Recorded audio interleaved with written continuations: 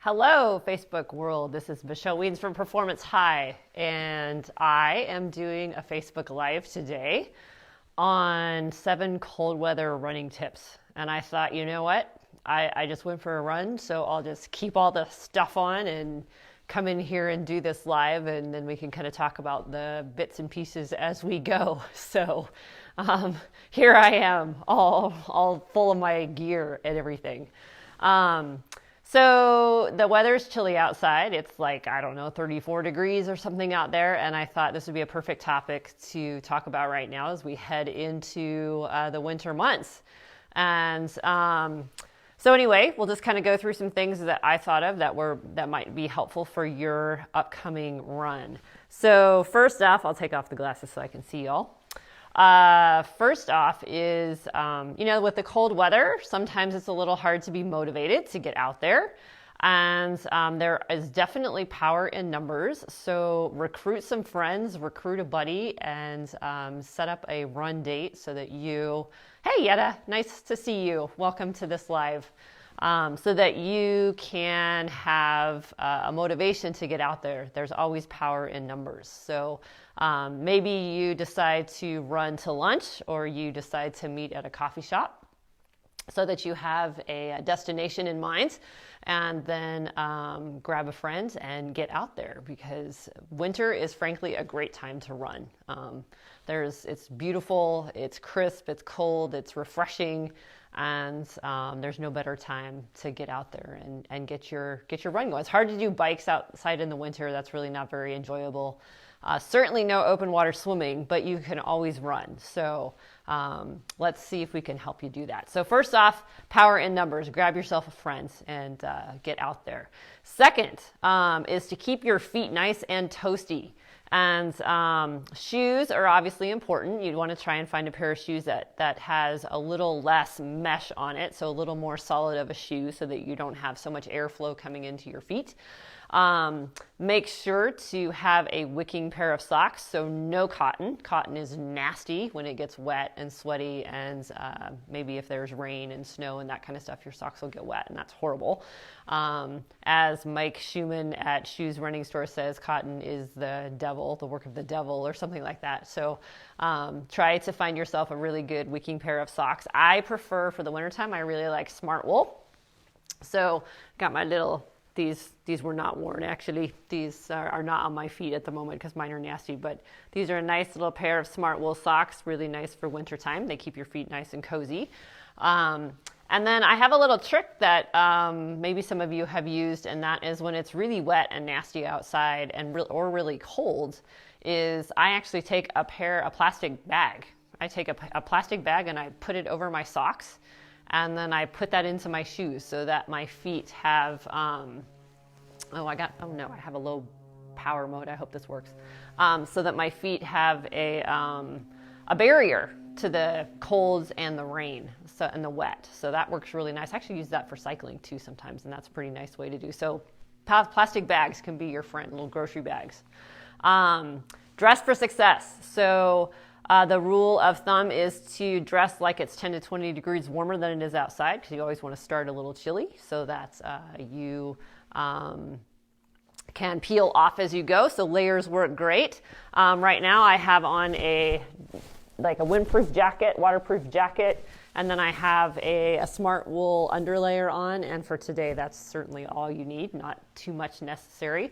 If it gets really cold outside, I'll add another sort of heavier, thicker top on top of the Smart Wool layer, and then this over the top. So vests work great too. Things that you can take on and off, unzip, zip up, unzip, depending upon what you're doing. And that helps to keep you dry and warm. Make sure to cover your head and your hands. I have my wool gloves here on. But actually I have another pair that is pretty handy too. I got these in a little gift box somewhere along the line, and they are these little fingerless ones. So these are pretty cool actually for when it's not super cold. So you slide them on like this, and you've got your fingers free and thumb free, but your hand and your wrist is covered, and that's really kind of nice. So I wear these actually a lot, and if it's a little chillier to start, then I just pull my hand in, and it's covered. So not quite as Not quite as warm as the wool gloves, but they're handy. And then I have a wool cap, of course, and underneath that actually, so I didn't need this today, I just did this because I thought it would be funny, but when it's really cold, I put my little ears on underneath the wool cap because I find like the wool cap, I get little air coming up under the sides and I don't like that. So the ears sort of protect that, and then the cap goes on top and I'm totally warm and toasty. Today, this was all I needed, so just kind of depends on your temperatures. But make sure you keep your head and your hands and your feet nice and warm. Lights. It gets dark sooner and earlier, and you might be running in the morning or in the evening, so make sure you have lots and lots of reflective gear, flashing lights, anything to help the cars see you. Super important. Headlamps can be great so that you can see the road really well and other people can see you too. So just be super safe out there. Cars are not necessarily expecting you to be running as the weather gets colder, so just try and make sure that you are really well seen. They have flashing vests now, which are awesome. All that kind of stuff works really well. Warm up well. I'm actually going to do a video most likely next week on warm-ups for running or cycling or whatever, but good ways to warm up indoors before you head outside. So look for that. That'll be posted up hopefully next week, if not the week after, on the YouTube channel. So so look for that. It'll also be on Facebook, so look for that. But cold muscles, of course, need more time to warm up, so you got to make sure that you do that kind of stuff. Dynamic stretching is great, so things where you're moving and stretching, not just static stretches where you're holding a stretch, but like maybe you're doing a lunge into a leg lift, that's stretching your hamstrings, moving kind of stuff to help get your body warmed up, heart rate up, that kind of stuff. And then when you head outside to start your run, make sure you start slow and increase your pace gradually. You don't just want to bust right out of the door. Let your body have a chance to acclimatize to the temperature changes and get warmed up. So that is a super important part, especially as we all get older.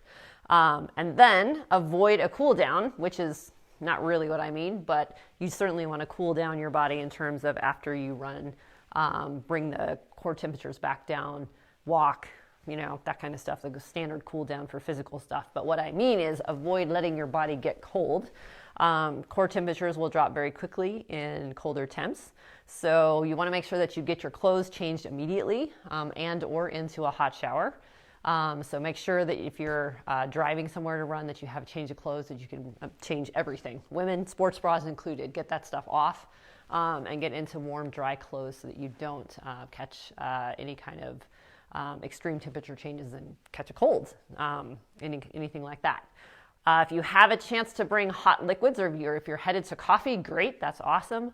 Hot chocolate, soup, that kind of stuff is really, really good to put in right after. Not only is it great for heating you up and keeping you warm, but it's also great for recovery. So things to think about when you're headed out into the cold temps, especially if you're going somewhere else away from your house. And then finally, route plan. So make sure that you are not obsessing over pace times when things get cold and icy and slick. Obviously, we need to be more careful. We will be running slower. So don't necessarily pay so much attention to your pace times and start freaking out that you're 10, 15, 20 seconds slower than normal. That is perfectly okay. So just enjoy the scenery and be out there. If you can, start into the wind and then finish with the wind at your back. That's a really nice way to do that. I always try to do that because I hate running into wind, but I would much rather do that at the beginning than at the end of the run. So I always try to go out into the wind and then come back, especially when you're a little sweatier. To have the wind at your back certainly feels nicer. And then out and backs are great. It's a great way to just sort of maintain your so that you don't get too cold and you're too far away and all that kind of stuff. It sort of keeps things under control a little bit better. So those are my 7 running tips. Just to summarize real quick, power in numbers. 2, keep your feet toasty. 3, dress for success. 4, light it up. 5, warm up well. 6, avoid cool down. And 7, route plan. So hopefully this was helpful to you. If you liked it, please hit the like button. And then if you know of somebody who might be interested, share it out there, get the information out. It's the time to start thinking about this kind of stuff. Videos are going up on the YouTube channel, exercise videos. Let's see. Obviously, we have a Performance High webpage, have an e-newsletter. If you're interested in receiving that, we send that out about twice a month or so. And then, of course, there's Instagram, Facebook, all kinds of ways to get and stay in touch. So thanks for watching, and everybody, happy running in this fabulous weather. Enjoy. Bye.